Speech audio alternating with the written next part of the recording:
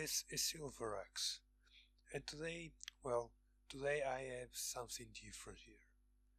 This is the warframe sonicor pistol that I made using Autodesk 123 design. Now I made this so that it could be printable, but there's a problem. I don't actually own a 3D printer for this. So I'm leaving a proposition for you guys. Anyone that sees this video, share this video with anyone you know can print this on a 3D printer so that they can replicate this. With that said, this is actually designed to be completely assembled piece by piece. As you can see, every single piece is removable.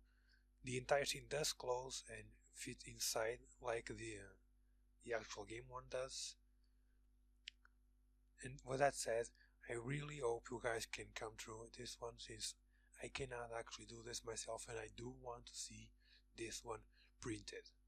I will now make a time lapse of me closing this up and shoving inside the body of the main weapon as it does on the game.